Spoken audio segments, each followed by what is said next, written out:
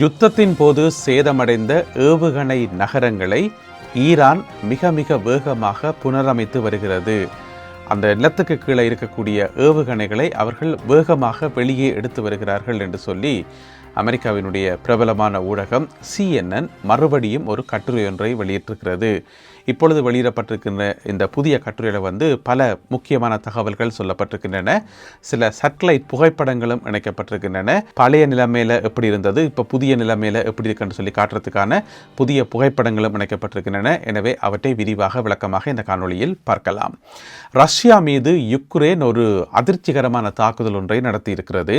அதாவது ரஷ்யாவுக்கு உள்ள ஊடுருவி கிட்டத்தட்ட 1300 கிலோமீட்டர் உள்ள ஊடுருவி ஒரு தாக்குதல் ஒன்று நடத்தப்பட்டிருக்கிறது. அந்த தாக்குதலினுடைய விவரங்களையும் இந்த காணொளியில் பார்க்க போகின்றோம். தமிழடியான் வேர்ல்டு யூடியூப் சேனலுக்கு உங்கள் அனைவரையும் வருகவென அன்புடன் வரவேற்கின்றேன். வாருங்கள் காணொளிக்குள் போகலாம். அமெரிக்க ஜனாதிபதி டொனால்ட் ட்ரம்ப் அவர்களை வெறுப்பேற்றுறதுக்கண்டே கட்டுரைகள் போடுற மாதிரி CNN ஒவ்வொரு 4 நாளைக்கு ஒருக்கா 5 நாளைக்கு ஒருக்கா ஒரு கட்டுரையை வெளியிட்டு கொண்டே இருப்பார்கள். பிறகு ஒவ்வொரு முறையும் அந்த கட்டுரையை பார்த்துட்டு டொனால்ட் ட்ரம்ப் அவர்கள் டென்ஷன் ஆகிறதும், பிறகு CNN ஃபேக் நியூஸ் என்று சொல்லி தன்னுடைய ட்ரூத் சோஷியல் எழுதுறதும் இப்போ தொடர்ந்து நடந்து கொண்டு தான் இருக்குது. இருந்தாலும் எதுக்குமே பயப்படாமல் CNN புது புது கட்டுரைகளை வெளியிட்டு கொண்டே இருக்குது. அந்த அடிப்படையில் நேற்று ஞாயிற்றுக்கிழமை சிறப்பு பதிப்பாக ஒரு கட்டுரை ஒன்றை வெளியிட்டிருக்கிறார்கள். இதில் என்ன சொல்லப்பட்டிருக்கு சொன்னால், ஈரான் மிக மிக வேகமாக தன்னுடைய ஏவுகணை நகரங்களை மீட்டெடுத்து வருகிறது என்று சொல்லி இதில் சொல்லப்பட்டிருக்கிறது. ஏற்கனவே வெளிவந்த தகவல் தான் இப்போ புதிதாக சில தகவல்கள் சொல்லியிருக்கிறார்கள். அதாவது ஈரானினுடைய நிலத்துக்கு கீழே பல 100 மீட்டர் ஆழத்தில் இருக்கக்கூடிய ஏவுகணை நகரங்கள் மொத்தம் 18 நகரங்கள் மேலே அமெரிக்காவினுடைய வான்படையும் இஸ்ரேலினுடைய வான்படையும் இணைந்து தாக்குதல்களை மேற்கொண்டார்கள் என்று சொல்லி இதில் சொல்லப்பட்டிருக்கிறது. அதாவது ஈரானிட்ட இருக்கக்கூடிய மொத்த ஏவுகணை நகரங்கள் 18 என்று சொல்லி அப்படி அர்த்தம் கிடையாது.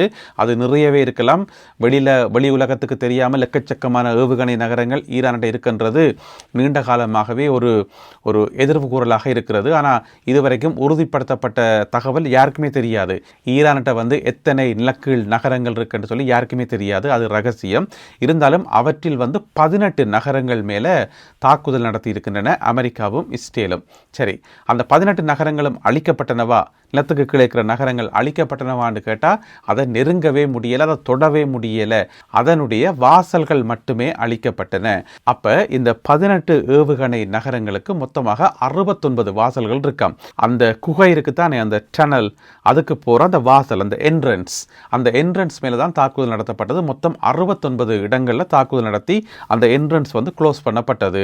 அது மட்டும்தான் அமெரிக்காவாலேயோ இஸ்ரேலாலேயோ முடிஞ்சது என்று சொல்லி CNN போட்டிருக்குது. மற்றும்படி ஏவுகணை நகரங்களை டச் பண்ணவே முடியலை என்று சொல்லி இந்த 69 வாசல்களில் இப்போ 50 வாசல்கள் மீள திறக்கப்பட்டுள்ளன.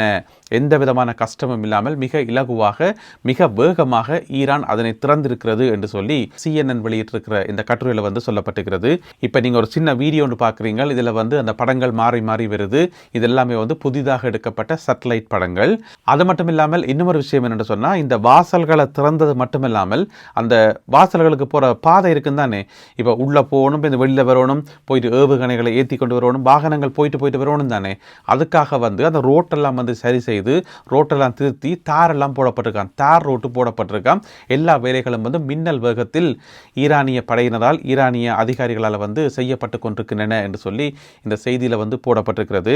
அதாவது சுருக்கமாக சொல்ல போனால் ரிப்பன் கட் பண்ணி திறக்கலையே தவிர மற்றும்படி எல்லாமே மின்னல் வேகத்தில் திறக்கப்படுகின்றன என்று சொல்லி இதுவரைக்கும் 50 வாசல்கள் திறக்கப்பட்டிருக்கின்றன என்று சொல்லி அதில் டெஸ்ஃபுல் என்று சொல்லப்படுற இடத்துல மொத்தம் 5 சுரங்க வாசல்கள் இருக்காம். நிலத்துக்கு கீழே போகிற சுரங்க வாசல்கள். அதில் 4 திறக்கப்பட்டிருக்கின்றன என்று சொல்லி அது சம்பந்தமான புகைப்படமும் வெளியிடப்பட்டிருக்கிறது. அதை விட இன்னும் ஒரு மிக முக்கியமான இடம், அதனுடைய பேர் கேர்மென்ஷான்னு சொல்லி இந்த யுத்தம் நடைபெற்ற காலத்தில் நாங்கள் அடிக்கடி செய்திகளில் அந்த கேர்மென்ஷாண்ட சொல்கிறாங்க. அந்த இடத்தை பற்றி காய்க்கிறாங்க. ஏன்னு சொன்னால் அடிக்கடி அங்கே தாக்குதல் நடக்கிறது. அங்கே பார்த்தீங்கன்னு சொன்னால் அங்கே எடுக்கப்பட்ட படம். அங்கே அங்கே வந்து 2 சுரங்க வாசல்கள், மிக முக்கியமான சுரங்க வாசல்கள். இப்போ நீங்கள் பார்க்குறீங்க, இது தாக்குதல் நடந்தா பிறகு எடுத்த படம். இதில் பார்த்தாலே விளங்கும், கருப்பு கலரில் கிடக்குது. அந்த என்ட்ரன்ஸ் எல்லாம் சிதைக்கப்பட்டு, அதுக்கு போகிற அந்த ரோட் எல்லாம் சிதைக்கப்பட்டு, ஆக்சுவலாக இதில் ஒரு தாக்குதல் நடந்தது வந்து அப்படியே படத்தை பார்க்க தெரியுது. இது பழைய படம். அதுக்கு பிறகு புதிய படம். இப்போ நீங்கள் பார்க்குறது இதுதான் அந்த புதிய படம். இதில் பார்த்தீங்கன்னு சொன்னால் அந்த வாசல் எல்லாம் வந்து திருத்தி, அதுக்கு போகிற ரோட்டை பாருங்கள், நல்ல வடிவெல்லாம் திருத்தி விட்டு கிடக்குது. பார்க்கவே விளங்குது எல்லாமே வந்து வடிவாக திருத்தப்பட்டு கிடக்குன்னு சொல்லி. எனவே இது வந்து கேர்மென்சா என்ற இடத்தில் எடுக்கப்பட்ட படம். இப்படியாக மொத்தம் 69 வாசல்களில் 50 வாசல்களை திறந்திருக்கிறது ஈரான். இதில் ஆச்சரியமான இன்னொரு விஷயம் என்னென்னு சொன்னால், அதை CNN குறிப்பிட்டு காட்டியிருக்குது. இதை செய்கிறதுக்கு, இந்த வாசல்களை திறக்கிறதுக்கு, இந்த புனரமைப்பு பணிகளை செய்கிறதுக்கு ஈரான் வந்து பெரிய பாரதூரமான பீரங்கி இயந்திரங்கள் எல்லாத்தையும் கொண்டு இறக்கி ஏதோ பெரிய அளவில் வேலை செய்திருக்காக்குன்னு சொன்னால் அப்படி எதுவுமே செய்யலை. சர்வசாதாரணமாக இருக்கக்கூடிய புல்டோசர்கள், மற்றது ட்ரக்குகள், இதுகளை பயன்படுத்தி தான் இந்த பணிகள் மேற்கொள்ளப்பட்டதாக CNN கட்டுரையில் வந்து குறிப்பிடப்பட்டிருக்கிறது. எனவே பெரிய அளவில் வந்து பாரதூரமான இயந்திர வளங்களோ அல்லது பெரிய அளவு மனித வளங்களோ வந்து பயன்படுத்தப்படையில் சாதாரணமாகவே இவை திறக்கப்பட்டிருக்கின்றன என்று சொல்லி CNN வெளியிட்டிருக்கிற கட்டுரையில் சொல்லப்பட்டிருக்கிறது. பிறகு டொனால்ட் ட்ரம்ப் அவர்களுக்கு ஏதாவது சொல்லத்தானே வேணும். அந்த கட்டுரையில் என்ன போட்டிருக்கார்கள் சொன்னால், யுத்த காலத்தின் போது ஈரானை வந்து முற்றுமுழுதாக அழித்து விட்டோம், ஏவுகணை சக்தியை வந்து அழித்து விட்டோம் என்று சொல்லி அமெரிக்க ஜனாதிபதி டொனால்ட் ட்ரம்ப் அவர்கள் குறிப்பிட்டமை கேள்விக்குறியாகி இருக்கிறது என்று சொல்லி CNN வெளியிட்டிருக்கிற இந்த கட்டுரையில் வந்து சொல்லப்பட்டிருக்கிறது. எனவே இதுதான் அந்த கட்டுரையினுடைய சுருக்கம். எப்போவுமே சொல்கிற மாதிரி போக போகத்தான் இன்னும் நிறைய தகவல்கள், இன்னும் நிறைய ரகசியங்கள் வெளிவரும். இன்னும் 19 வாசல் வந்து திறக்க வேண்டியிருக்குது, அல்லது ஏற்கனவே திறந்தாச்சோ தெரியலை, அந்த படங்கள் CNN கிடைக்கல போல இருக்குது. எனவே அது சம்பந்தமான தகவல்கள் எதிர்காலத்தில் வரும். அப்போது இன்னும் ஒரு காணொளியில் அது சம்பந்தமாக விரிவாக பார்க்கலாம். இப்போ வாங்க ரஷ்யாவில் என்ன நடந்ததுன்னு சொல்லி பார்ப்போம். ரஷ்யா மேலே யுக்ரைன் ட்ரோன் தாக்குதல் நடத்தி இருக்கிறது. இதில் என்ன ஆச்சரியப்பட கிடக்கு? அதுதான் டெய்லி நடந்துகிட்டே இருக்குதே. உக்ரைன் மேலே ரஷ்யா தாக்குறதும், அப்புறம் ரஷ்யா மேலே யுக்ரைன் தாக்குறதும் கடந்த 4 வருஷமாக நடந்துகிட்டே இருக்குது. இப்போ நடத்தப்பட்டுக்கிற தாக்குதல் வந்து கொஞ்சம் வித்தியாசமான தாக்குதல். இது வந்து சனிக்கிழமை அதிகாலை வேளையில் இந்த தாக்குதல் நடத்தப்பட்டுக்கலாம் என்று சொல்லப்படுது. எக்ஸாக்ட் டைம் வந்து குறிப்பிடப்படையில். எனவே கடந்த 24 மணி நேரத்துக்கு உள்ளே நடந்த தாக்குதல் தான் இது. என்னென்னு சொன்னால், ரஷ்யாக்குள்ள ஊடுருவி, அதாவது ரஷ்யாவினுடைய எல்லை இருக்குது தானே, அந்த எல்லையில் இருந்து 1300 கிலோமீட்டர் தூரம் வரைக்கும் ஊடுருவி அங்கே இருக்கிற 3 முக்கியமான இலக்குகளை தாக்கியிருக்கிறது யுக்ரைன். யுக்ரைன் வந்து ட்ரோன் மூலம் இந்த தாக்குதலை நடத்தி இருக்கிறது என்றதான் இந்த ஆச்சரியமான விஷயம். அந்த 3 முக்கியமான இலக்குகளும் என்னென்னு பார்த்தீங்கன்னு சொன்னால், ஒன்று வந்து ஆயில் டிப்போ எப்படி இருக்குன்னு சொல்லி உங்களுக்கு தெரியும், அது ஒன்று. ரெண்டாவது வந்து ஒரு ரிஃபைனரி சென்டர், சுத்திகரிப்பு நிலையம் ரெண்டாவது. மூன்றாவது வந்து பம்பிங் ஸ்டேஷன். அது என்ன பம்பிங் ஸ்டேஷன் சொன்னால், உங்களுக்கு தெரியும், ரஷ்யாவில் இருந்து பல்லாயிரக்கணக்கான கிலோமீட்டர் நீளத்துக்கு வந்து இந்த பைப் லைன்ஸுகள் இருக்குது. அதுக்குள்ளாரான ஆயில் வாரது, மசகு எண்ணெய் வாரது, பெட்ரோல் வாரது, எல்லாம் அதுக்குள்ளாரான வாரது.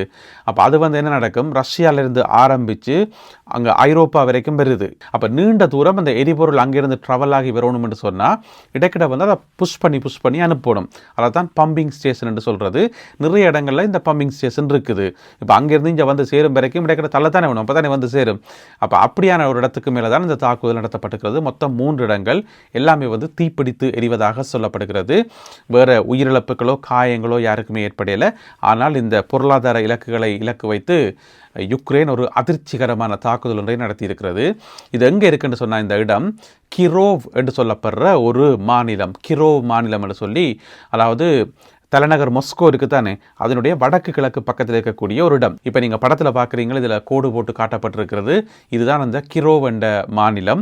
கிரோவ் மாநிலத்தில் இருக்கக்கூடிய லசரேவோன்னு சொல்லப்படுற ஒரு பகுதியில் தான் இந்த 3மே இருக்குது. அதன் மேலே தான் தாக்குதல் நடத்தப்பட்டிருக்கிறது ட்ரோன்களை பயன்படுத்தி. இது முதலாவது தாக்குதல்.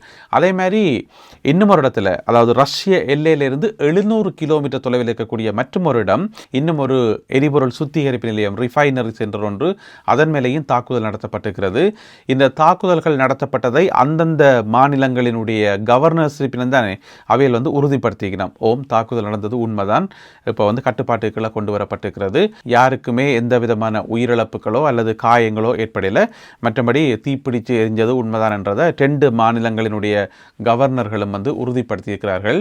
இப்போ எங்களுக்கு முன்னால் இருக்கக்கூடிய முக்கியமான கேள்வி என்னென்னு சொன்னால், 1300 கிலோமீட்டர் தூரம் வரைக்கும் பறந்து போகக்கூடிய அந்த ட்ரோன்கள் வந்து என்ன யுக்ரைனால் உற்பத்தி செய்யப்பட்டதா அல்லது அமெரிக்கா அல்லது ஐரோப்பிய நாடுகளால் வழங்கப்பட்டதா, அது என்ன வகையான ட்ரோன்கள் என்ன ஏதுன்னு சொல்லி தெரியலை. அது சம்பந்தப்பட்ட விவரங்கள் வெளியாகலை. ஏன்னு சொன்னால் கொஞ்ச காலத்துக்கு முதல் ஒரு 7-8 மாதத்துக்கு முதல் யுக்ரைன் இப்படித்தான் ஒரு அதிர்ச்சிகரமான தாக்குதல் ஒன்றை நடத்தினது. ஒரு விமான படைத்தளத்தை போய் தாக்கி அதில் நிறைய விமானங்கள் எல்லாம் அளிக்கப்பட்டது. அந்த ட்ரோன் தாக்குதல் நடத்தப்பட்டது வித்தியாசமானது. அதாவது யுக்ரைனுக்குள்ளே இருந்து பெரிய பெரிய லொரிகளில் பெரிய பெரிய கண்டெய்னர்ஸுக்குள்ளே வந்து ட்ரோன்களை ஏற்றி கொண்டு போய் சும்மா வழக்கமாக போகிற மாதிரி போயிட்டு அங்கே வச்சு ஒரு இடத்துல வச்சு ஆப்ரேட் பண்ணி தான் அந்த ட்ரோன்கள் பறந்தது. நேரடியாக யுக்ரைனுக்குள்ள இருந்து பறந்து போகையில் அங்கே கொண்டே வச்சு ரஷ்யாக்குள்ளே இருந்தே அந்த ட்ரோன்கள் வந்து ஆப்ரேட் பண்ணப்பட்டது. அந்த தாக்குதலும் வந்து பெரிய ஒரு அதிர்ச்சிகரமான தாக்குதலாக இருந்தது. இப்போ பார்த்தீங்கன்னு சொன்னால் இந்த ட்ரோன்கள் எங்கே வச்சு ஆப்ரேட் பண்ணப்பட்டது, யுக்ரைன்லேருந்து போச்சுதா அல்லது இதே மாதிரி லொரியில் ஏற்றி கொண்டு போயிட்டு நடுவில் வச்சு எங்கேயாவது ஆப்ரேட் பண்ணப்பட்டதா என்ன ஏதென்று தெரியலை. எனவே போத்தான் இது சம்பந்தப்பட்ட தகவல்களும் வெளிவரும். இருந்தாலும் இந்த ஒரு தாக்குதல் வந்து அதிர்ச்சிகரமான ஒரு தாக்குதல் என்று சொல்லி சர்வதேச ஊடகங்களில் சுட்டிக்காட்டப்பட்டிருக்கிறது. எனவே மேலதிக விவரங்களுக்காக காத்திருப்போம். இந்த காணொலியில் பகிர்ந்து கொள்ளப்பட்ட செய்திகள் தகவல்கள் தொடர்பான உங்களுடைய கருத்துக்களை மறக்காமல் கீழே எழுதுங்கள். மீண்டும் சந்திப்போம் உறவுகளே. நன்றி, வணக்கம்.